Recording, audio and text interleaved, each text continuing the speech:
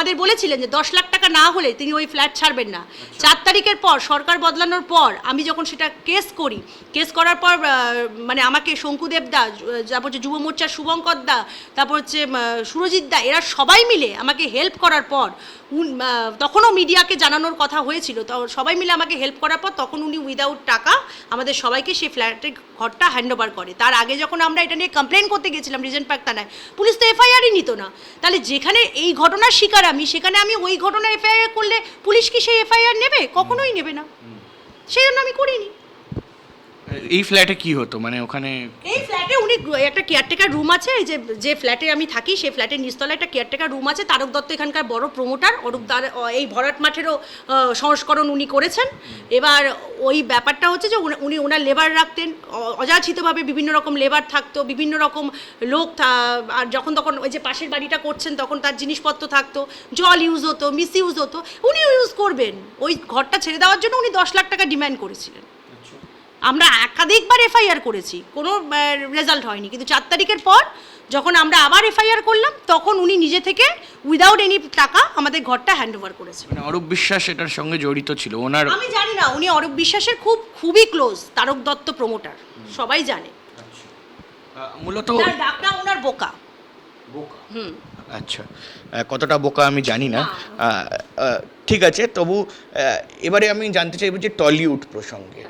Food cart আপনি করেছেন, সে জায়গায় আপনাকে বাধা পেতে হয়েছে, কিন্তু যে টলিউড রয়েছে সেই টলিউডে বিভিন্ন অভিযোগ শোনা যাচ্ছে। আমরা দেখেছি যে গিল্ডের একটা মিটিং হয়েছিল, সেখানে রুদ্রনীল ঘোষ থেকে শুরু করে পরমব্রত চট্টোপাধ্যায় তারা গিয়েছিলেন।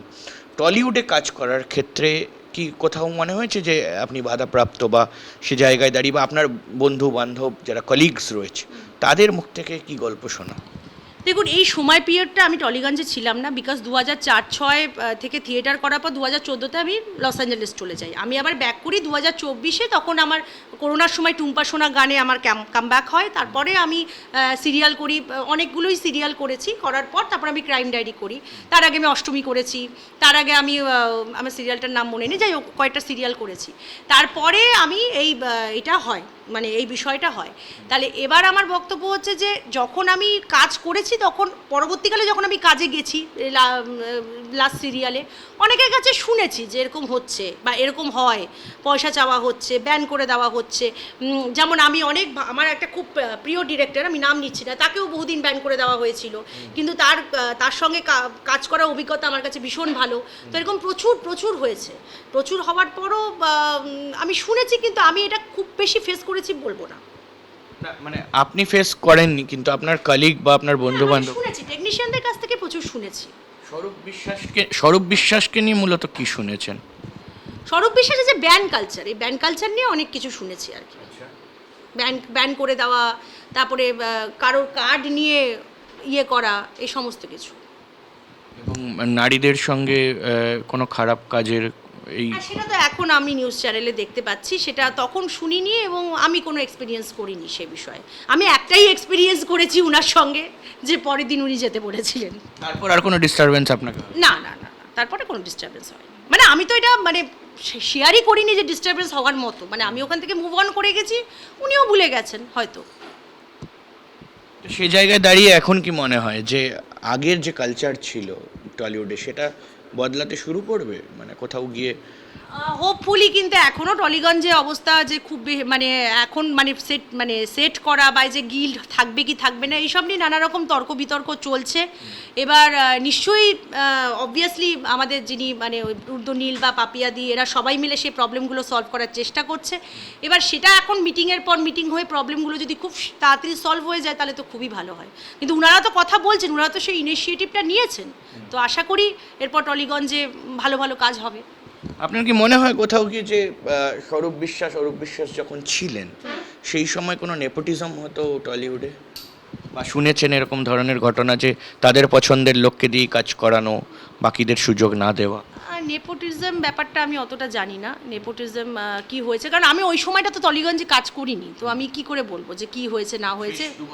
শেষ 2 বছরে দেখুন, আমি যতদূর দেখেছি সব চ্যানেলই ঠিক করেছে, এবার চ্যানেলের ভেতর থেকে কার কি ব্যাপার সেটা আমি জানি না, সেটা তো আমি বলতে পারবো না। আর আমার কাজের পরিধিও খুব কম, মানে আমি ব্যাক করার পর আমার কাজের পরিধিও কম, জাস্ট একটা সিরিয়াল শেষ করেছি আর একটা সিরিয়াল খুঁজছি, তো ডেফিনেটলি এটার মধ্যে তো রাজনৈতিকভাবে আমরা দেখেছি যখন তৃণমূল কংগ্রেসের সরকার ছিল সেই সময় আমরা রাজনৈতিকভাবে দেখেছি যে রাজনীতির ময়দানে নায়ক নায়িকা অভিনেতা অভিনেত্রীদের নামিয়ে দেওয়া হচ্ছে, তাদেরকে ফেস করা হচ্ছে পার্টির, তাদেরকে নামিয়ে দেওয়া হচ্ছে, একটা প্রেশার ছিল কোথাও কি সেই প্রেশারটা কি আপনাকে কোনো দিনও ফিল করতে হয়েছে বা এরকম ধরনের কিছু এসছে যে এই ইউনিয়নে যোগ দিতে হবে, এখানে যেতে হবে, এই পার্টি মিটিং করতে হবে, বা আপনার বন্ধুবান্ধব কেউ এরকম তিক্ত অভিজ্ঞতা কারোর?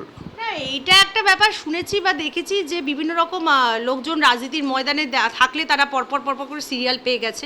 আমার চোখের সামনে আমি দেখেছি যে যেমন আমার একটা সিরিয়ালের পর এতদিন আমি ওয়েট করছি, কিন্তু আগে যারা রাজনীতির ময়দানে দেখা যেত তারা পরপর পরপর সিরিয়াল করে যাচ্ছে। যেমন তার মধ্যে একজনই তো বোধহয় আমি বলবো যে মানে আর্টিস্ট ফোরামে একজন ব্যক্তি ছিলেন দিগন্ত বাগচি, বা উনারা যারা রাজনীতির সঙ্গে ওতপ্রোতভাবে জড়িত ছিলেন তারা পরপরভাবে সিরিয়াল পেত না, বহু অ্যাক্টর অ্যাক্ট্রেস বসে থাকতো সিরিয়াল পেত না। এইটা একটা প্রভাব ছিল। যারা রাজনীতির ময়দানে যারা দেখা যেত তাদের কাজের অভাব হতো না, সেটা আমি দেখেছি। কাইন্ড অফ নেপোটিজম আর কি, ওটা বলতে পারেন। যে কোথাও গিয়ে আমরা দিনের পর দিন এই অভিযোগটা শুনে এসেছি যে এই ধরনের বিষয় আশয়গুলো হতো, এবং তার পাশাপাশি আরও একজনকে নিয়ে প্রশ্ন উঠছে এই মুহূর্তে। আমি জানি না আপনার সঙ্গে কোনো ব্যক্তিগত সম্পর্ক রয়েছে কি নেই, কি কোনো দিন কথাবার্তা আলাপ হয়েছে কি না। অনন্যা বন্দ্যোপাধ্যায়, তিনি কাউন্সিলর ছিলেন এবং তার যে অফিস কাউন্সিলরের, সেই অফিস থেকে বিভিন্ন আজে বাজে সরঞ্জাম পাওয়া গিয়েছে, কোথাও গিয়ে বিভিন্ন নিষিদ্ধ জিনিসপত্র পাওয়া গিয়েছে, এবং টাকা তোলাবাজি এই ধরনের অভিযোগ রয়েছে। তিনিও খুব ক্লোজ ছিলেন অরূপ বিশ্বাসের, তিনিও রিসেন্টলি আমি দেখেছি কয়েকটি কাজ করেছেন টলিউডে। তো সে জায়গায় দাঁড়িয়ে তার কি কোনো প্রভাব ছিল এরকম যে একটা ছুরি ঘোরানো বা এই ধরনের বিষয়? ওনার ব্যাপারে একটা কথা আমি বলতে পারি যে আমার যখন প্রথম এই ফুডকার্ট ভেঞ্চারটা হয় তখন আমি বাঘাযতীনে প্রথম একটা দোকান খুলেছিলাম ম্যাকাডেমিয়া SRK স্কুলের অপোজিটে।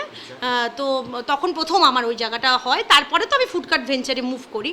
তো সেই সময় উনাদের ওই এলাকা থেকে আমি শুনেছিলাম, মানে উনি যে কাউন্সিলর বা কিছু সেটা তো না, কারণ তখন আমি খুব যাতায়াত করতাম, তখন তো আমি এদেশে পার্মানেন্টলি থাকতাম না। ওই হাতিবাড়ি নিয়ে অনেক রকম গল্প আমি শুনেছি যে জোর করে মানে কোনো একটা দুটো ফ্ল্যাটকে একসঙ্গে যুক্ত করে হাতিবাড়ি করা হয়েছে, তাতে নাকি পাশের যিনি ছিলেন তাদের স্পেস কমে গেছে, এরকম অনেক কিছু আমি শুনেছিলাম সেই সময়টা। তাছাড়া ওনার সঙ্গে আমার কোনোদিন আলাপও হয়নি, আর ওনার ব্যাপারে আমি বিশেষ কিছু আর জানি না। অবশ্যই। এবং তার পাশাপাশি তখন কি মনে হয় যে সেই সময় অনেকে সাফার করেছিলেন, তার মধ্যেই কিছু নাম বা কিছু নাম যদি আপনি নাও বলতে চান সমস্যা নেই, কোনো ঘটনা এরকম মনে পড়ছে বা কোনো কমপ্লেন মনে পড়ছে যে? হ্যাঁ, মানে ওই পাড়ার লোকরা তো প্রত্যেক সময়ই কমপ্লেন করতো যে প্রথম কথা স্পেস কমে গেছিলো, তারপর আমফানে লাইটের কিছু একটা প্রবলেম হয়েছিল, সেটা উনার বাড়িতে সলভ হয়ে গেছিলো, এরকম অনেক আমরা আশপাশের লোকাল লোকজনের অনেক রকমই ব্যাপার থাকতো।